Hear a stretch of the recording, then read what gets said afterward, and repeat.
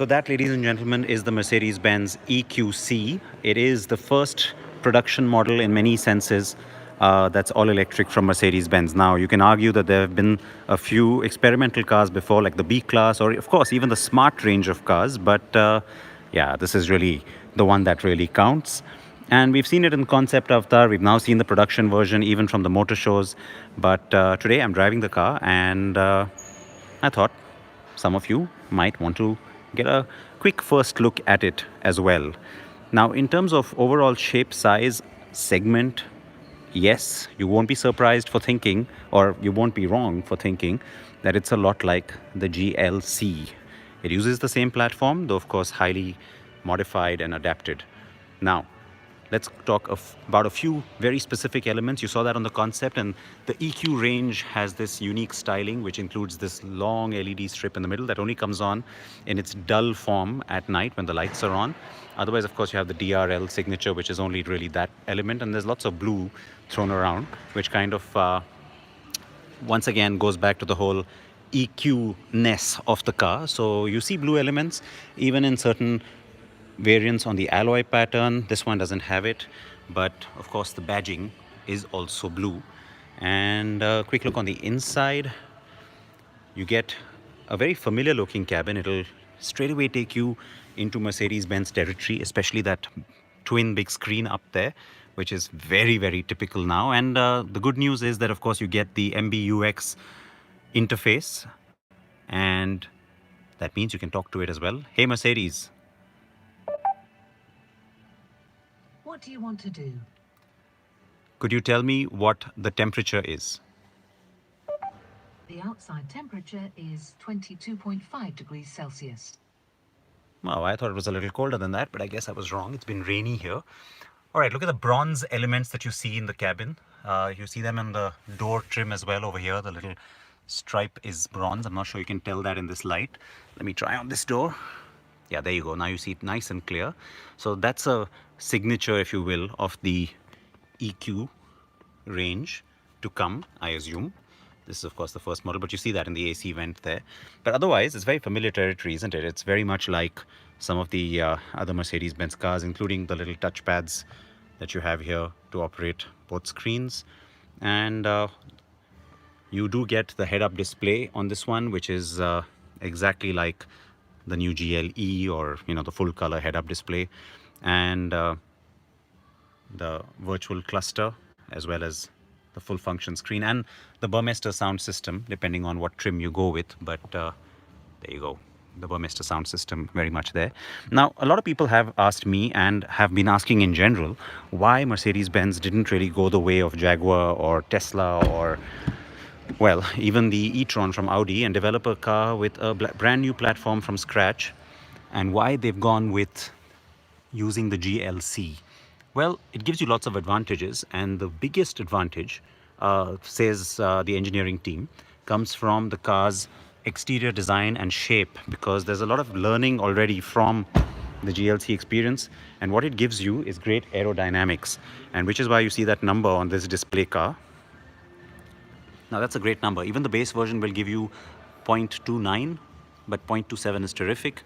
And to put it into context for you, in optimal conditions with the variant that has the 0.27 attribute or capability, you can actually get as much as 30 kilometers extra on your driving range.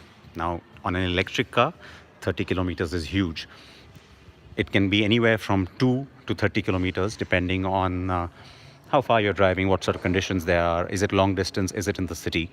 So there's lots of course, different variables. But specific things like, for example, you see this use of this spoiler here. Can you tell? Yeah. So things like that have been done specifically to increase the aerodynamics. Even the wheels themselves, as you can see, there's very little gaps. The whole idea is to try and enhance that experience. Now, being an electric car, the underbody is completely flat. There is no exhaust, and so that's another great way to enhance the aerodynamics. There you see, this is also closed off. There's nothing really there. And you have these special spoilers down below, which also give you way better aerodynamics. And yeah, I've driven the car in the countryside today and also a little bit here on the airstrip outside to try and get a feel of its aerodynamics, but more importantly, its dynamics. And the capability is right up there. So that then, folks, is our first look at, hang on, let me get to the back, yeah, at the EQC 400. And of course, the overall driving range of the car is about 420 to 450 kilometers, depending again on conditions. And here's the other part that comes from using the GLC, because Mercedes is pretty obsessed with safety. And so, unlike some of the rivals which have, let's say, fatter battery packs that go all the way to the extremes of the car, in this case you can see that there's a lot of a frame along the sides, and the reason for that is to improve crash capability. And so the claim from the manufacturer is exceed legal requirements on safety by creating a different kind of a structure, and as you can see, keeping the battery a little bit further inside than what you would see on some of the other cars. Let me show you the actual battery. It's also very slim. So again, they could have gone for a bigger range by doing a bigger battery pack, but the idea was to try and create a little more in terms of safety rather than less. And here's the interesting thing. Now, there's all these weird steel tubes that you can see, which are hollow, they're empty. The idea there is to replicate what would have been the engine. And that's why, again, remember, we're talking GLC, and so it kind of replicates what the GLC would have had. And also the transmission and gearbox. And so, which is why you see a lot of those steel tubing everywhere. The reason? So that it meets similar crash capability as something like the GLC would have. All right, there's a better look at the battery pack itself. And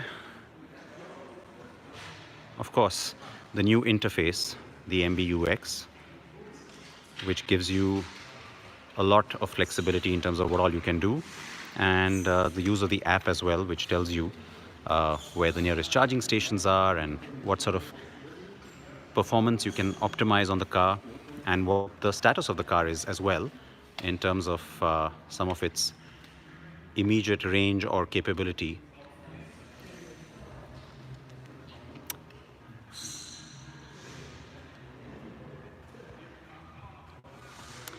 All right, hi folks. Now, this morning we've had the opportunity to go and actually charge the car as well. So, you know, it gives you a little bit of, let's say, a sense of what it would be like to use the actual car. So, let me try and actually step outside and show you the car that we've actually been driving.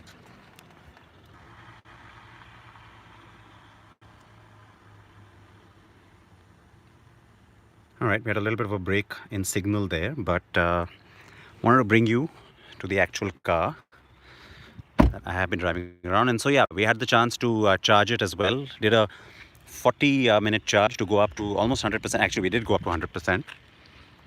And there you can see the alloy wheels on the car that I have been driving. It's got that little blue finish like the concept car had, except this one doesn't light up like the concept car. But you can also see, you can also see the DRL signature much more clearly now because it's nice and bright. There you go.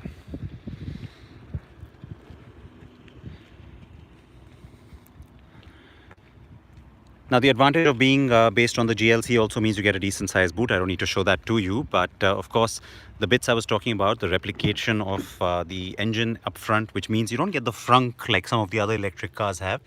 And you also have this weird transmission tunnel without transmission really being there. But remember, while that compromises on some space, there is, of course, better safety, says the company. I shall show you the plug-in port, though unfortunately we're not next to a charging point right now, but even so, hold on, I need to turn the ignition off before that'll open.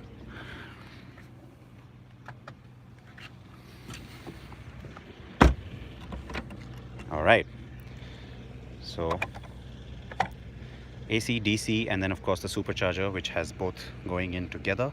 That's what we did this morning. And it's about 40 minutes for a full charge, or at least an 80% charge from zero when you're using the fast charger. But when you're using the semi fast charger as they've said today to us. It takes about 80 minutes. And then of course if you use your regular plug at home, then it takes about well, 8 to 10 hours. So you could have like an overnight charge in that case, if you will, on the car. Now you have to of course react to the car and see if you like it. The one obvious question, is it coming to India? Not anytime soon. So unlike sort of vague plans from Audi to bring us the e-tron, the definite plans from Jaguar to bring us the I-Pace, which comes next year. And then of course you've got the Hyundai Kona electric that comes this year to us as well. And in the future, a few Kias which are in the lineup as well, coming from the Koreans. And the Nissan Leaf, that's also a definite yes. So we'll still have to wait for some time when it comes to the EQC perhaps. And of course, don't even ask me about Tesla, because who knows when those cars are coming. We can always hope. So that was our first quick look at the EQC, the electric car that promises a lot from Mercedes-Benz. The full review and the video as well as the text review will be up fairly soon. So give us a few days to get that together for you. But the whole idea here was just to give you a primer on what this car is about, what its capability, comfort levels, and overall styling is all about. Hope you enjoyed it. If you have any questions for me, you can tweet me at Sid Partankar. And please promise me that if you are in a car with a combustion engine, or if it's an electric, you will wear your seat belts. All right, so with that, bye-bye from North.